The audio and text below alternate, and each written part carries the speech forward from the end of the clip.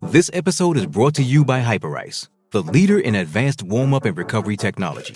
They have tons of innovative products, like Venom-heated wearables to help soothe sore back muscles, Normatec compression boots to speed up recovery and increase circulation, and Hypervolt massage guns to improve mobility. Loved by athletes like Naomi Osaka and Erling Haaland. Try them yourself. Get 10% off your order with the code MOVE at hyperice.com. I'm Alex Rodriguez. And I'm Jason Kelly. From Bloomberg, this is The Deal.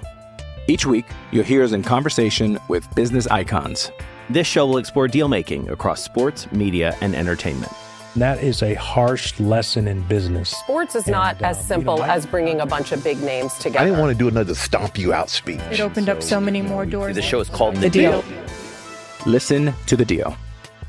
Listen to The Deal on Spotify. Survivor 46 is here, and so is On Fire, the only official Survivor podcast, and we have a twist this season. The winner of Survivor 45, Dee Valladares, will be joining us every week. We're going behind the scenes of the biggest moments, the how and the why things happen, and the strategy and analysis you can only get from someone like me, a Survivor winner. Listen to On Fire, the official Survivor podcast, wherever you get your podcasts.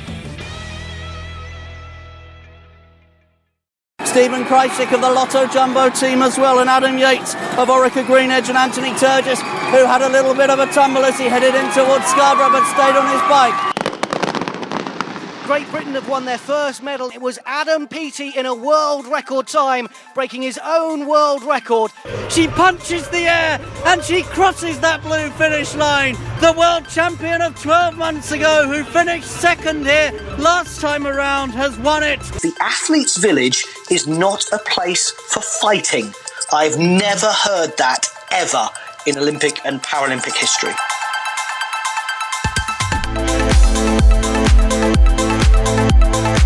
This is Anything But Footy, the Olympic and Paralympic podcast covering the games all the time, rather than once every 4 years. I'm John. And I'm Michael, and coming up in this episode, it is a London Marathon special, but with Olympic and Paralympic sprinkles. So whether you are running, spectating, maybe you're reporting on it, like us, or watching it on the TV in bed on Sunday morning, we've got everything covered for the London Marathon 2023. Yeah, we're joined by the man in charge of the marathon and round up the results of the main contenders. Plus, a slight twist on our regular news from the games, we have news from the marathon. And as I've already hinted, we're going to catch up with an Olympic champion and a double Paralympic champion, both running the 26.2 miles this weekend. As ever, you can let us know what you think and get in touch anytime at Anything But F on Twitter, or message us on Insta or Facebook. It's Anything But Footy on those. Anythingbutfooty.com is the website address. Anythingbutfooty@gmail.com is the email address. So, the London Marathon. The world-famous race, the world-class fundraising event. From Blackheath in southeast London for the start, where all the nerves will be jangling on Sunday morning, past the famous Cutty Sark, where you think you've gone quite far, but you haven't really, the quietness of Canary Wharf and the City of London, and then back through the packed streets of central London. You hit the wall, you get through it, you're in Westminster, and you finish on the Mall. It has always been the finish line. In fact, they made sure the 2012 Olympic Marathon finished there in London as well. More than 35,000 runners will pound the streets. Mo will say goodbye. Well, we think he will. Eilish will say hello, and with some of the best runners from around the world. In fact, some might say the best, particularly in the women's field. Michael, you'll have details of that coming up. Before we hear from Hugh Brasher, the race director, what's your, firstly, excitement building ahead of the next few days before the marathon? Well, do you know what? This will actually be the first time I will ever be at the London Marathon in person. Yeah, the first time I will ever actually attend. I've watched it on television for as long as I can remember, and as we're going to hear when we speak to Hugh Brasher, I think one of my outstanding, most abiding memories of the London Marathon is the fact that it was probably my introduction to disability sport. Before we saw a lot of disability sport on television, before we were having those conversations around inclusivity in sport, I think my first viewing of the the great sort of races that we had in the past with names like Chris Hallam and things, it was probably not the Paralympics. Seeing Tanni Gray-Thompson, not probably at the Paralympic Games, but it was seeing her and seeing people like Chris Hallam at the London Marathon. And that for me has always been sort of one of my abiding, outstanding memories. I love the event because you've got the elites on that start line. You've got the masses who we used to call the fun runners. But I don't think we use that phrase anymore. And quite rightly, there's nothing fun. They're the good club runners. And then obviously the people raising money for charities, raising awareness of organisations. But you've got on the same course a men's race, a women's race. You've got wheelchair races as well. It is just a brilliant inclusive event that, the whole of London can go out and see for free. And we're going to hear from Richard Whitehead shortly about some of his thoughts about why it's such a great event. And that, for me, is one of the main reasons. Is, unless you want one of the good seats on the Mall watching the finish, anyone can come out and cheer people on. So, like Ailish McColgan, it's your first marathon. I'm hoping it's not my last, like potentially Mo Farah. So I've done it for 20. I have not done the marathon. Can I just point this out? I've never run the marathon, and anyone who ever asks me, I am never running the marathon in my entire life. But I've been there supporting people and cheering them along for. I've worked out, Michael. It's 23, 24 years this year. Not every single year, but that's when I started. I think it was 2000, the year 2000, and I stood, as you used to do back in the day, have a radio car to be able to broadcast back to the radio station rather than our fancy 5G phones that we'll be using this weekend, standing on top of a radio car somewhere in kind of towards Canary Wharf at a pub, and I stood on the roof of the radio car to make sure the signal worked all the way back to Heart 106.2 as it was back in those days. So that is how long I have been covering the marathon, and I'm hoping this won't be my last, unlike Mo Farah. Although, as we'll talk about in a moment, maybe Mo isn't quite yet ready to say goodbye. But after COVID delays, a Royal Park elite race, October races, the London Marathon is back in April and back where it belongs. As race director Hugh Brasher told us he can't wait for this weekend, but it also means so much more than just elite athletics. We've got incredible debutantes. I mean, Eilish McColgan, she's now the British record holder, I think it is, at the 5,000 metres, the 10,000 metres. She just broke her own record at the half marathon by 43 seconds in Berlin. So her doing her debut at the marathon, and then Sifan Hassan. In terms of what she did in Tokyo 2021, 2 gold medals and a bronze in that unbelievable treble when she even picked herself up from falling over from being tripped in the 1500s. Those female runners, quite incredible. And then you get to 4 of the 5 fastest male marathon runners ever, and that doesn't include the current world champion, who we add to it, and then Mo Farah coming back for possibly his last marathon, the best wheelchair races in the world, the celebrity back in the spring. I mean, you could go on and on and on. My first introduction to disability sport was not the Paralympics. It was probably watching wheelchairs in the London Marathon. You were an inclusive event in terms of that mass participation piece and in terms of the wheelchair races that we have as well, before people were even having conversations around inclusivity. Yeah, and look, we still want to be even more inclusive. We're still on a journey of inclusivity, and I think it's so important for society to do that. And wheelchair racing, yes, started in the London Marathon in 1983. So this is the 40th year of that happening. And Sir David Weir, what he's done on the streets of London, 2012, 4 gold medals in London 2012. He won the mini London Marathon 7 times, and he's won the London Marathon 8 times. It is truly incredible. And you look at Baroness Tanni Gray-Thompson, what she did in the London Marathon.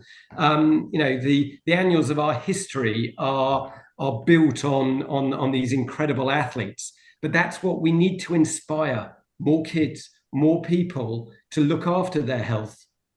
Sport can really help to do that. Our mental health is so important, and that's what sport really can help with in bringing people together. it was set up, the London Marathon, to help British distance running. You mentioned Sir Mo Farah, you've mentioned Ailish McColgan. What are the other ones we should be looking out for? Oh, go and have a look at the mini London Marathon the day before. Keely Hodgkinson, she's won it. You had Alistair Brownlee, I think he came 9th. There is a history of Britain's Mo won it 3 times, a history of the future of the sport actually doing that mini London Marathon. Now, it's not just about the great athletes. It's actually one of the things that we're doing amazingly with TCS this year is every single child will be getting paid to finish that event. They get £10 towards either sports equipment or computer equipment to help them on that journey of running either 1 mile or 2.6K. And so many schools will be bringing kids along. And we really want that event to grow year on year and to be the springboard. What time does your alarm clock go off in the morning of the actual race? Do you get any sleep the night before? Yeah, it goes off about 4:15 in the morning. So, and what is the most ridiculous request or message that you get on a race day which you need to deal with as the man in charge? Oh, that's a, I mean, generally people are really good. They know, I mean, I have to say the most ridiculous one I had as a 18-year-old was my father called up at about midnight on the day of the race and said an English athlete, I won't name the English athlete, has turned up at the Tower Hotel with only 1 shoe. Can you open up the shop? Because I ran a chain of shops. There was 1 shop at that stage. Can you open up the shop and get him a particular shoe out of the store and deliver it to the Tower Hotel by 7 o'clock that morning? So within 6 hours and 55 minutes. So that's probably on race day the most ridiculous request. I did. The British athlete in question didn't run that well, so I can't say it was a happy ending. But that's probably the most ridiculous request I've dealt with on the day of the marathon. I thought it was going to be something like one of the only ways Essex cast members had gone to Manchester or Birmingham and were in the wrong city. The celebrities are important for you, though, aren't they? Absolutely. It's how you can engage with a different audience. And there are so many different ways. Celebrities are another great way of doing it. So yeah, whether it's people listening to the radio, whether it's people from TV, whether it's social media, however they do, you've got to keep changing what you're doing as an organization and engage in the way that is appropriate for the audience that you're trying to inspire to get active. And that's what we're all about, inspiring more people to get active, to look after their physical and mental health. So Hugh Brasher talking to us. Good luck to him. He's going to have a few sleepless nights, he said there, Michael, ahead of the race. But they always put on a great show at the London Marathon. And no doubt, as you've been talking about in the last few days for Talk Sport, there'll be a little close eye on protesters as well, I would think, particularly of what happened at Grand National and also at the snooker in Sheffield in the last few days.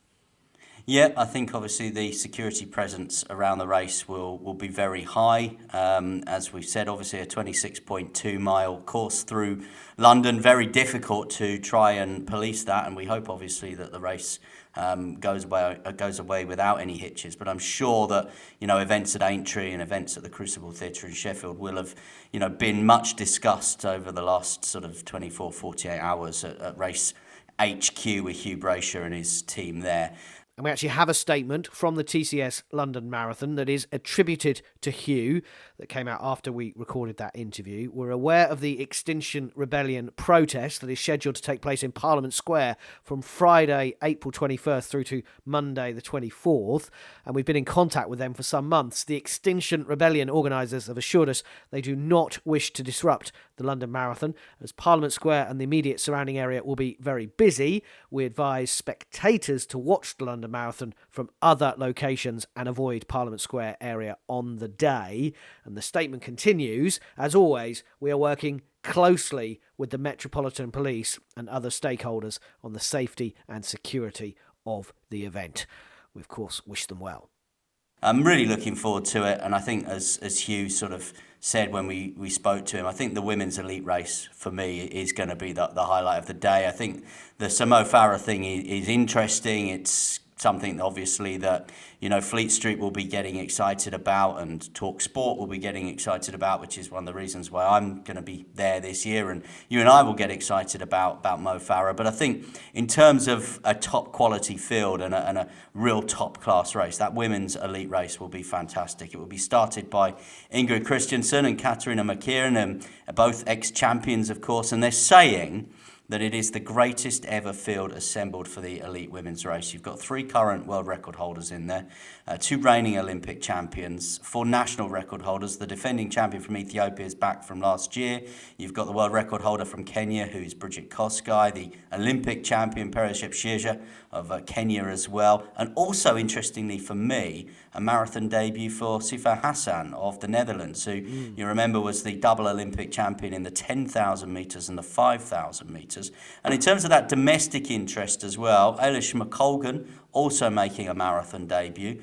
As I've said numerous times, highlight of Birmingham 2022 in the Commonwealth Games was her victory on the track in the 10,000 metres. But on the roads, she's been doing some phenomenal stuff recently. She recently broke Paula Radcliffe's 10K record. Only Hassan, who I've mentioned before, has gone faster in Europe. She set the British half marathon record at the Berlin half marathon earlier this year. And she broke her mum's 15K British record late last year as well. So I will be really interested to see how Eilish McColgan goes in the London Marathon against, as I said, that real top quality field. Yeah, absolutely. I can't wait to see that in action. And talking about a top quality field as well, 4 out of the 5 men's fastest ever marathon runners are in the lineup for London. Now, I'm told that London is a tough course. It is a bit up and down. Boston, which happened at the weekend, last weekend, is a bit flatter, and you tend to get faster times in certain marathons, and London is a tough time for it.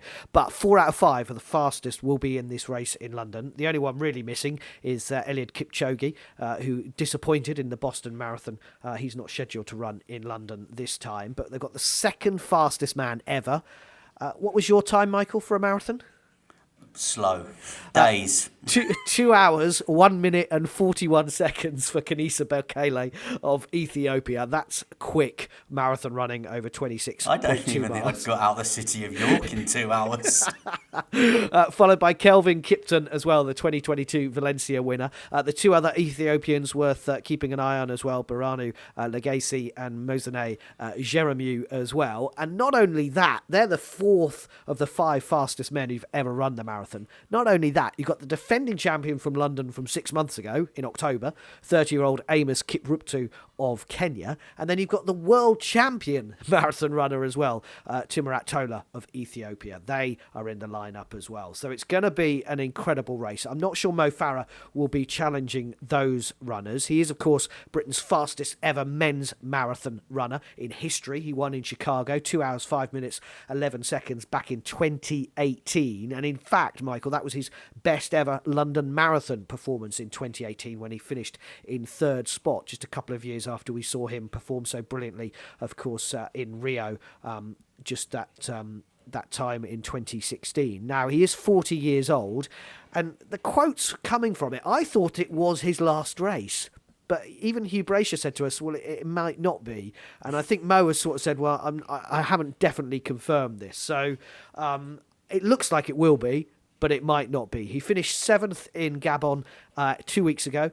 He did a 10K before the London Marathon, so a pretty underwhelming performance there. But if he's on time, if he's on schedule, he's fit again. He was supposed to race 6 months ago in October, so we wish him all the best of luck. And a couple of other Brits to keep an eye on as well. Emile Caresse, the 2022 European cross-country silver medalist, goes in his first London Marathon. He's the joint record holder of the British 10K record as well, so worth keeping an eye on him. Emile Caresse is a new name for some of us. And the first British finisher at last year's London Marathon, Gabriel Selassie, returns as well as Tokyo Olympians Chris Thompson and Ben O'Connor. So it's going to be a really good couple of elite racers, men and women, not to mention, of course, the wheelchair racing as well, which you've mentioned earlier is a fantastic one to keep an eye on. No doubt Marcel Hug and David Weir will be battling it out once again in the men's race. Yeah, I'm really looking forward to those elite races. But for me, it is the part, and having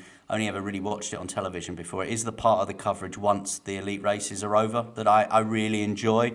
Hearing the stories, seeing the streets of London. I think it's been a living history of London, the London Marathon, when you go back to the starting of it right back in the early 80s, and you see the way that the landscape has changed, the way that Canary Wharf was just a wasteland, a lunar landscape, if you like, at the start of the London Marathon, and you now look at it, this massive business district where all the banks and all the big institutions want to be in the heart of London, finishing on the Mall in front of Buckingham Palace now as well. I do think it's a sensational event. It's one that really has earned its place as one of the crown jewels of British sport and part of this British spring that we talk about a lot. So yeah, looking forward to the elite races, particularly though, looking forward just to seeing all the sights and sounds of London and all the others, the 34,950 others that will be taking part on Sunday that have worked so hard and trained so hard for it, because I think that's what you might forget a little bit, is that commitment just to get to the start line, or the training that you need to do to build up, to go out and do all your long runs and everything, all through, with it being back now in April, all through the winter months and, over Christmas and New Year, where you might be thinking to yourself, do I have that mince pie? Do I have that sweet sherry? Well, no, I'm in London Marathon training. I'm going to give it a miss this year. It's a huge commitment. Plenty of sacrifices will have been made. And, hopefully for 99.9% of people, that will all be worthwhile on Sunday. Well, we're going to talk more about training in a moment when we talk to an Olympic and Paralympic champion. This is a London Marathon special for 2023, and this is Anything But Footy, the Olympic and Paralympic podcast. Stay with us. I'm Alex Rodriguez. And I'm Jason Kelly. From Bloomberg, this is The Deal. Each week, you'll hear us in conversation with business icons. This show will explore deal-making across sports, media, and entertainment. That is a harsh lesson in business. Sports is not as simple as bringing a bunch of big names together. I didn't want to do another stomp you out speech. It opened up so many more doors. The show is called The Deal. Listen to The Deal.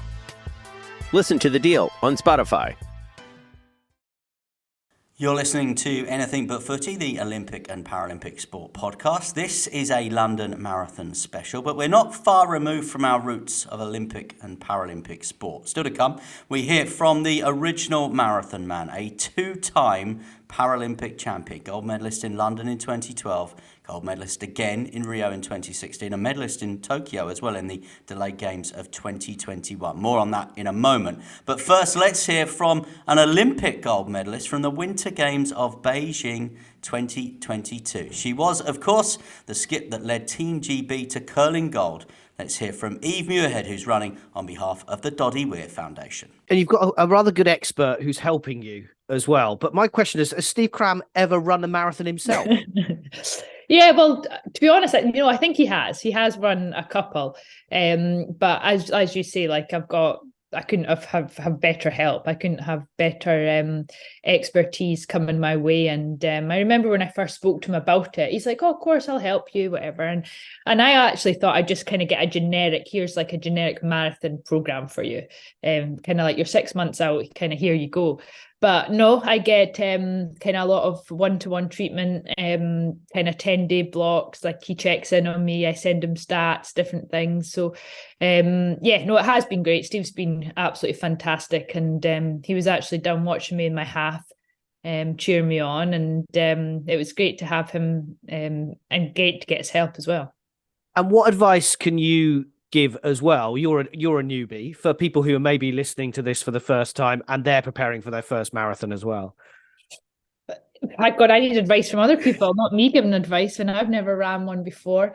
It's a good question. I think it's, I guess, this last week, isn't it, that you don't want to suddenly panic and overdo things.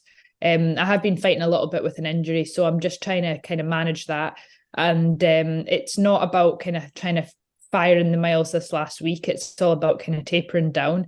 I guess it's as well when it comes to the day, one thing that I've kind of learned, not just through running, but through my own sport, is there'll be so much going on there on the day. And whether that's people offering you free gels, bars, whatever, but try and stick to what you're used to, because you never know how they're going to react within your body.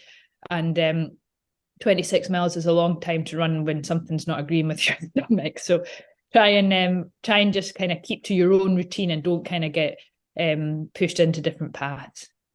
And you're running for the Doddy Weir Foundation. Why running in memory of Doddy and the tremendous work that he did for motor neurone disease?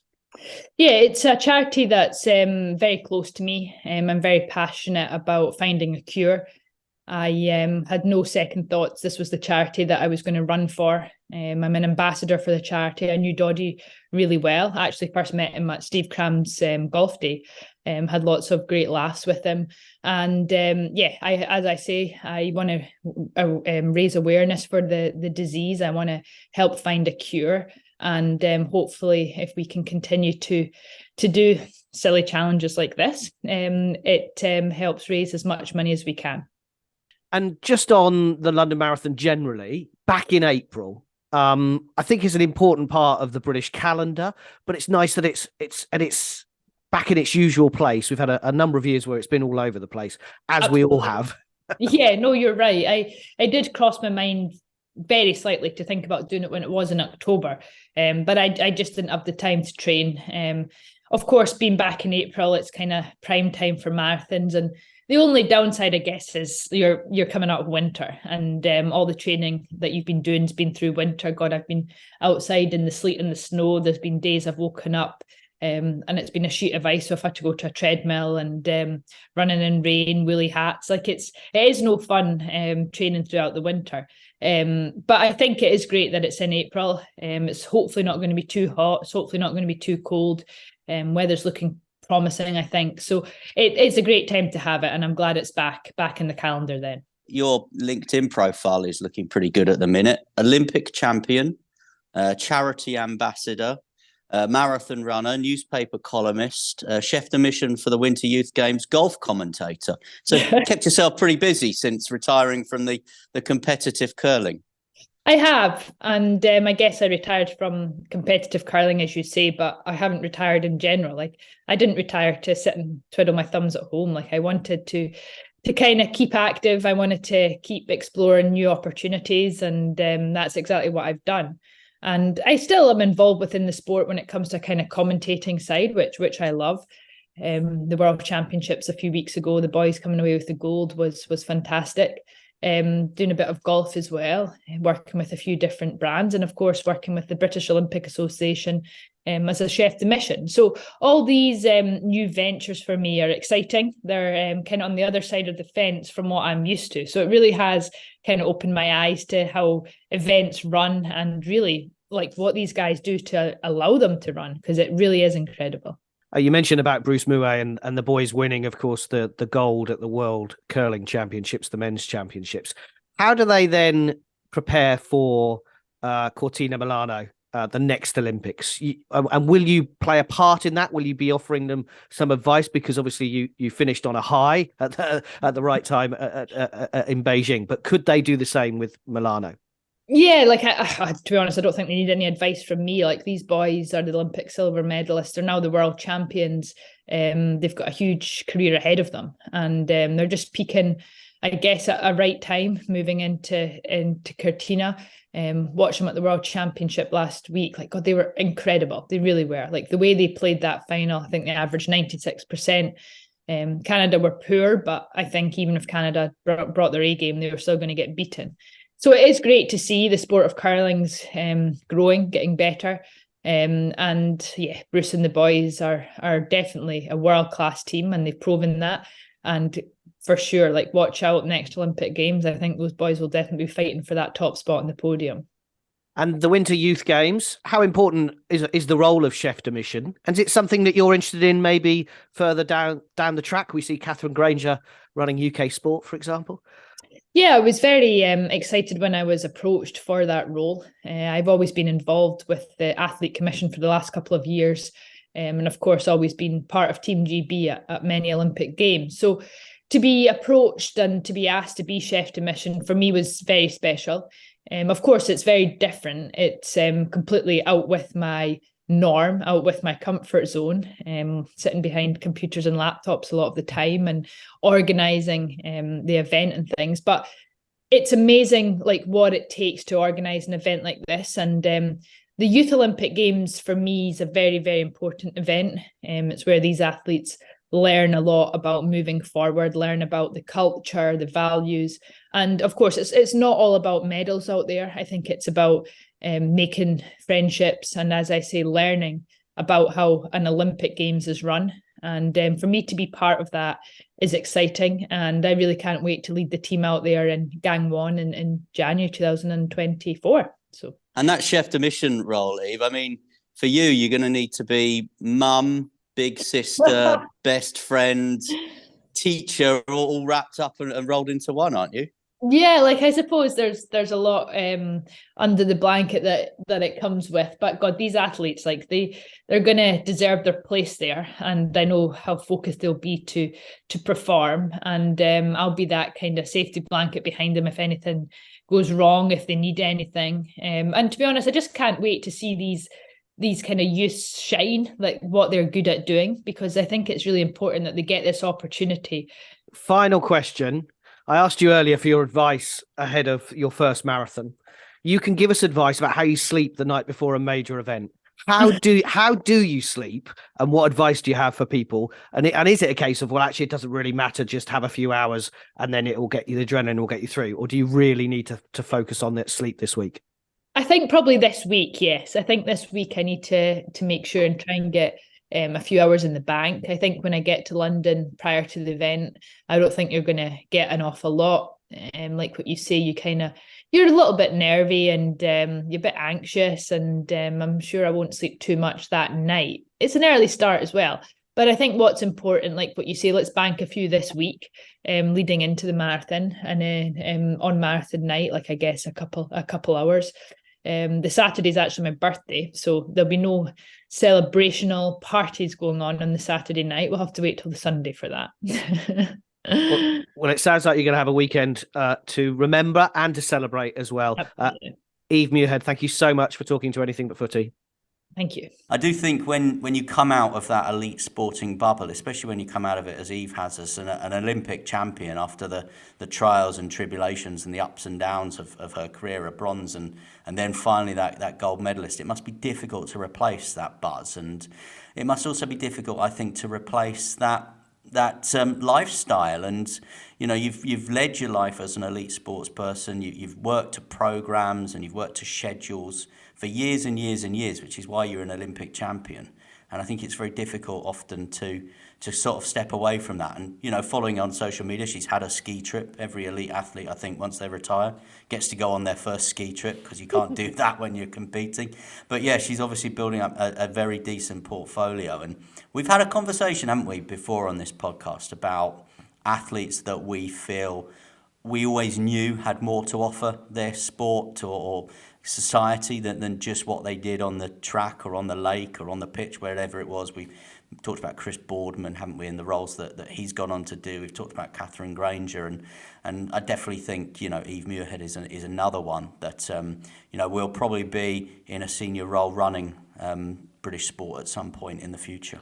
Yeah, the likes of Dame Sarah Story, who I think is the walking and cycling commissioner in Sheffield and Yorkshire as well, and what she's bringing, not just to the world of sport, but as you say, to local people in local areas around the country, I think is really important for us as well. Now, from an Olympic champion to a double Paralympic one, 2012 hero Richard Whitehead will be on the start line on Sunday. The London and Rio gold medalist is taking part in his 9th London Marathon. He's leading a team of runners representing the Richard Whitehead Foundation, which aims to help disabled people through the power of sport. And he's been speaking to Michael. It's great because a lot of people have seen me running, obviously, in the Paralympics, and a lot of people have also now seen me running on the road. I started as a road runner and then went to the Paralympics, and then I've gone back to the road running. I'm passionate about what I do and the reason why I do it. And it's about kind of going that extra mile, and obviously the relevance with a marathon with a distance, but also thinking that anything's possible, believe, achieve. And those are the kind of messages that I want to push with not only my foundation, but also a new initiative that I've just started called the DSA, the Disability Sports Alliance. And that is supporting elite athletes telling their own stories. Because one thing in the UK that we haven't got is visibility of Paralympic sport. And we need to have more visibility to really showcase that Paralympic athletes are incredible people, but also have incredible stories behind their performance. And the Paralympics so important to you because, as you mentioned there, you were a marathon runner, but when 2012 came around, you couldn't run the marathon because there was no category for you. That's right, and that's not something that happens to every athlete, but it does happen to Olympians and Paralympians. I remember having a conversation with Sir Chris Hoy about when he lost his kilo event in the velodrome, and he was like, my focus just changed. My focus changed to another event. And I remember that conversation, and my focus changed. I had a conversation with Liz Yelling, my marathon coach, and she said, look, you just need to apply yourself within that 200 meters like you do with the marathon, fully professional, and then really go for it. And then put a team around you that supports success.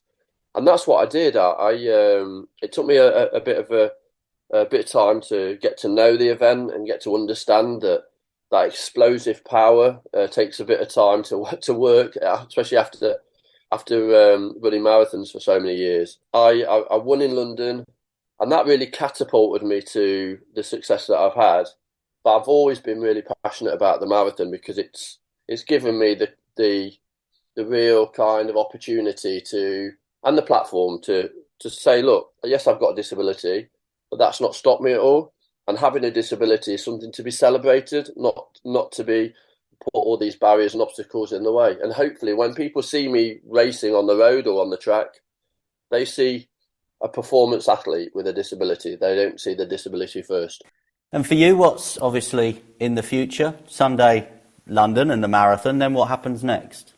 Yeah, take one day at a time. No, I obviously looking at my career, I've not made any decisions about competing in the future on the track. So lots of people send me messages saying, "Oh, how's retirement going?" I'm not retired. I've never retired from being an athlete, and I love running marathons. I want to do 100 marathons at some point. So 77, I've got still a way to go.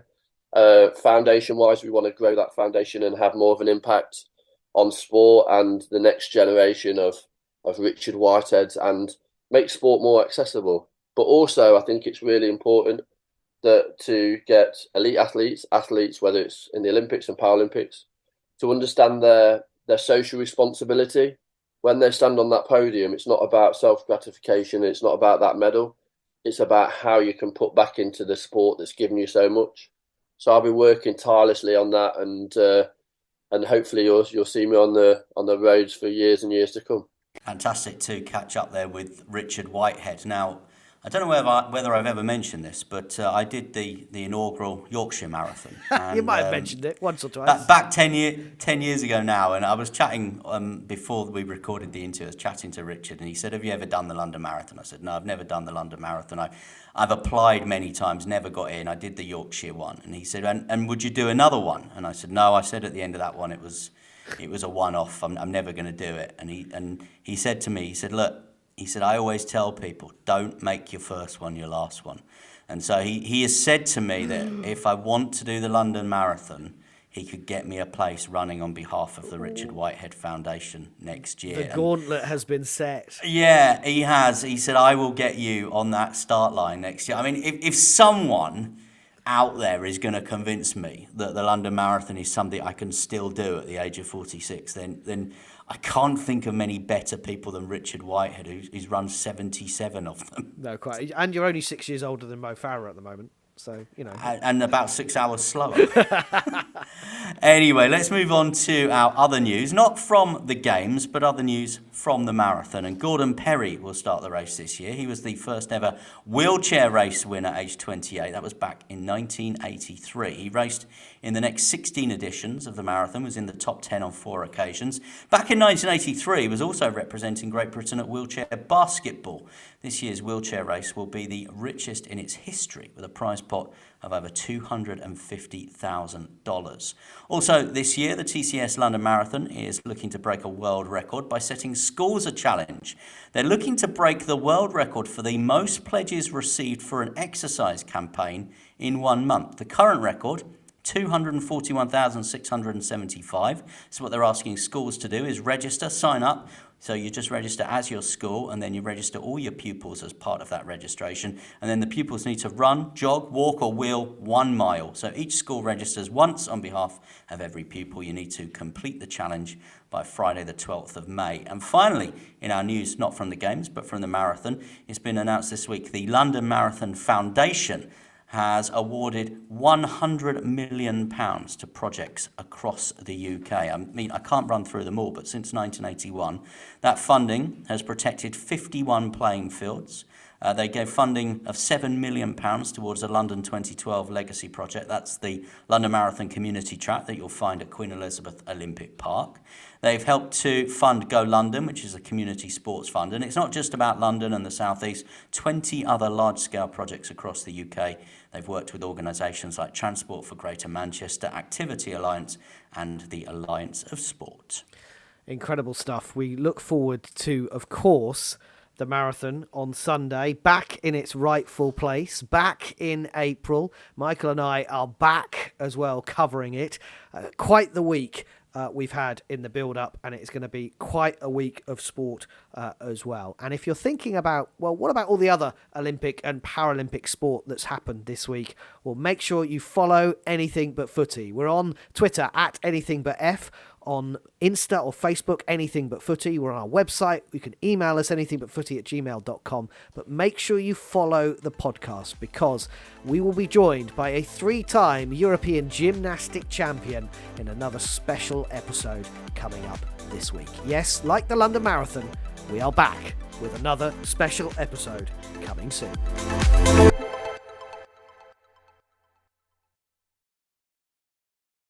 Sports Social Podcast Network. Judy was boring. Hello. Then Judy discovered ChumbaCasino.com. It's my little escape. Now Judy's the life of the party. Oh, baby, mama's bringing home the bacon. Whoa, take it easy, Judy. The Chumba life is for everybody. So go to ChumbaCasino.com and play over 100 casino-style games. Join today and play for free for your chance to redeem some serious prizes. ChumbaCasino.com. No purchase necessary. Void where prohibited by law. 18+ terms and conditions apply. See website for details.